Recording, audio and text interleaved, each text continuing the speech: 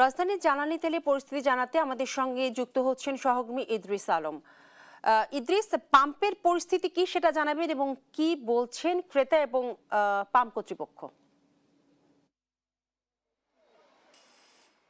বিপাশা, আপনি যেমনটি বলছিলেন, দুঃখের সাথে বলতে হয় যে দিন যতই বাড়ছে ততই কিন্তু বাংলাদেশে যে জ্বালানি সংকটের কারণে যে মোটর সাইকেল এবং প্রাইভেট কারের যে দীর্ঘ লাইন সেটি কিন্তু বাড়তেই আছে।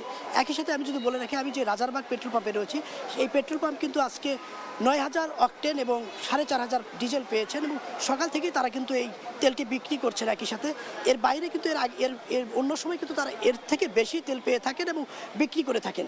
তারা বলছেন যে ডিপো থেকে কম মজুত আনার কারণেই তারা কিন্তু এখানে বিক্রি করতে পারছেন না।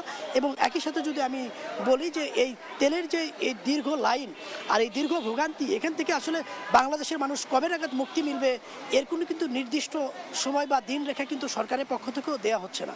একই সাথে বলি যে বাংলাদেশ শুধু না, সারা দেশেই কিন্তু একই চিত্র। পেট্রোল পাম্পগুলোতে বিশেষ করে মোটর সাইকেল এবং প্রাইভেট কার যারা রয়েছে তাদের কিন্তু দীর্ঘ লাইন, দিন যতই গড়াচ্ছে ততই কিন্তু এই লাইন বাড়ছে। আমরা একটু সরাসরি কথা বলার চেষ্টা করব যে যারা চালকরা রয়েছেন তারা এই যে দীর্ঘ লাইনে ভোগান্তি কেটে তেল নিচ্ছেন, কি পরিমাণে তেল পাচ্ছেন, আমরা একটু জানার চেষ্টা করব।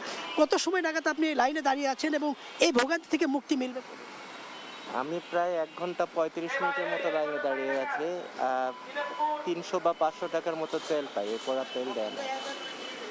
আমরা এবার একটু সরাসরি পেট্রোল পাম্পে যারা দায়িত্ব রয়েছেন, দীর্ঘ সময় ধরে এই ভোগান্তির মধ্যে কাজ করছেন, তাদের সাথে একটু কথা বলার চেষ্টা করব। এই যে মানুষের যে চাপ আর দীর্ঘ ভোগান্তি, এটা আপনারা কিভাবে সামাল দিচ্ছেন আর এটা আসলে মুক্তি মিলবে কিনা? এটার মুক্তি কিভাবে মিলবো? ডিপোতে গেলে তো আমাদের আগে দিত 3 গাড়ি তেল, এখন দেয় 1 গাড়ি তেল। আগে গাড়ি তো 5,500, এখন গাড়ি 5,000। তাহলে এটা কেমনে আমরা ইয়ে করবো? 10,000 গাড়ি আসে, 10,000 গাড়ি যদি 500 করেও দেই, দেন তো কত টাকার তেল আসে? আর গাড়িতে দেয় মনে করেন 4,500 তেল দেয়, তাহলে কিভাবে সম্ভব? সম্ভব না।